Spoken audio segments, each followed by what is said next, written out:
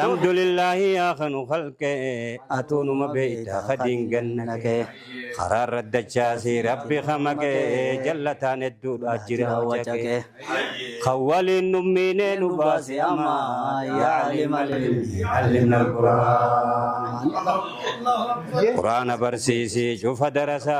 لكان قجب إيسي قدي نقسا تهري بريتشي على منسا ربي التايا سو مسنوغ مسا قديرا دلا دلا في سيفا يا عليم العلم علمنا القرآن قديرا دلا دا قد فتنا دربي رافق إيسي شوف فتنا بوتم منجول بدين فتنا أنا الدانم في الدانم في لنا حروف قرآن قدي في بيا يا عالم العلم علمنا القرآن خوتا قرادان جائسنو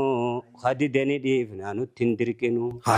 بروساني فينا نتنجبنو نبيكم سخينيان اتنيربنو خنو ددو بيخي سنجرتو نجا يا عالم العلم علمنا القرآن حجاب قلبي في قر الرابني كل وان جباتي سمان غياني يا دواهن دراسين فيني وان بربادن انداسين اركتني دوا وهيوتو تاهي مقا يا عالم العلم علمنا القرآن وهم انجينو نران هنكسو دجينو جتيني خسن قلبسو ني آخر اللي سنها سبلسو خدو هنگاسو الراس كنا شفسو وانين جيم بيخا الرب بيخيا يا عالم العلم علمنا القرآن جزاك الله نمني دور کے جولے مجلس دفو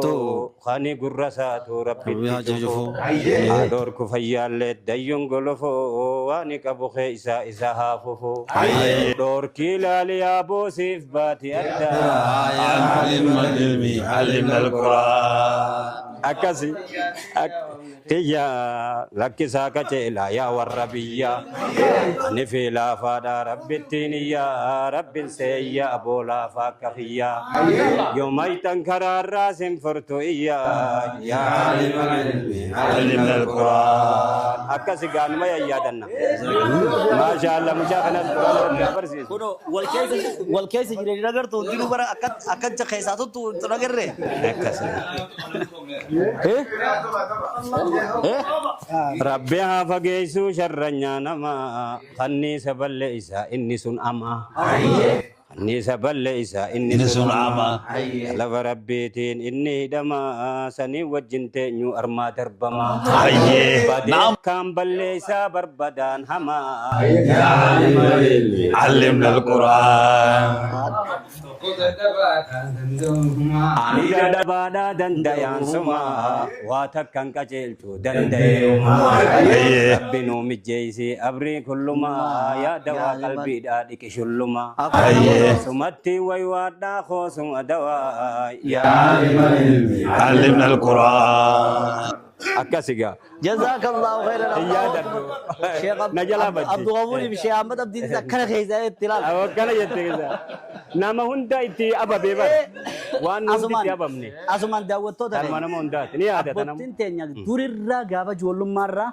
akkasitti as dhufanii waan islaamummaa tana nama bareechu du'aayii waan adda addaa tolchan isinin jecha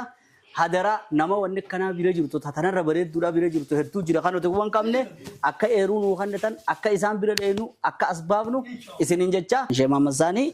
na jaabisan kun yeroodha dubbatu joolle isin fakkaata ammoo laakiin umriinsa walillaaleen gaaf tokko hojii deemne achi booda abbaanuma jeniin illee dana nu bira abbaa jaadini akkasumatti gaa lafa buleessa wallee nin aarreensa nin aarree fi kanatti gartee foollisaa kun joollee fakkaata malee isaa aaruun imma dura rabbiin kiyya nan garsiifne tafsiiraa fi muslim namni isarraan qara inni madabi ogguun fi nama tokko tafsiiraan himnu yookaan quraanaan himnu yookaan kaan hin himnu waan biraan biyya wayechuu mi bir tani irratti raajii sittaatee dubbatta malee. nama toohida durarraa dhageenya isa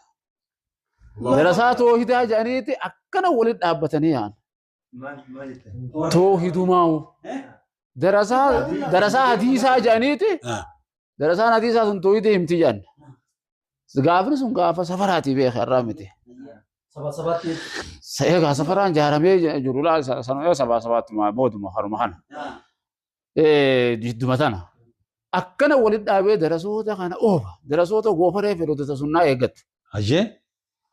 Ammoo inni oguu san irratti qaadhaan ni ilaalla jennee karaa baana ishee isaanii kan hedduu gurrisaa deema. Waan addaa takka fide ulamaa kanarraa hadiisa qaraayisuudhaan beekama, tooyidaan beekama. Kanarratti isa beekan akka duraatii miti. Saniifuu nama buleessa durirraa qaraayisaa ture. Akkana barga afaan alim magaan, baa magaan, taa magaan, alim magaan kan jedhu sanqa. Yaa Rabbi sabagaan anaa dibbee dhawaaf gaafa san ijoollee dibbeen jennaa bannuti. Kanan baanee akkana mana keenya biraan janaazaa ol yaa'an. Alim magaan, baa magaan, taa magaan, alim quraan magaan, sallimnaa min balaa, najjinaa min afaan samaa yaa Allah jedhee. Gaafa sanya akkasitti jennaa bire karaa baanee laalla akkana darasaa toohidaa jedhani ani wanni itti toohida kana beekuuf sheekha keenya tokkotu olluma isaaniiti soddaa keenya illee xiqqishoo hidhata sheekha tokko kamullu kana sheekha nuur jedhanii jira walitti hidhata qaba waan san hedduu haasawama garuu faallaa isaatti sheekha toohidaa kana haasawama. Kanaaf hedduu karaa baanee laalla nama bulee isaa nama toohidaa illee qaraayisuu musliim kana tafsiiraan nama beekamaadha. Saniifuu itti hafuuni anillee seenaa isaanii hedduu bal'isuun ta'e abbummaa ifeema. Assalamu Kanaaf guyyaa dabree kurna kana keessatti arragaa guyyaa idaatiin rabbiin nu ga'e guyyaa kana keessa takbiirtaa godhaa turtan akkasuma sadaqaa turtan akkasuma tasbiyaas godhaa turtan akkasumatti sadaqaa hiyyeessaa waa hunda dalagaa turtan jechuudha. Dalagaa keenya san hunda akkasumas soomanaan kan ture jira jechuudha guyyaa saayilan dabre kana. Kanaaf akkasuma kana hunda rabbiin isinirraa haa qeebalu. Obboleessa keenya kan mana isaatti walitti qabamnee ustaaza keenya beekamaa Sheekh Jamaal Haji Daa'ii beekamaa.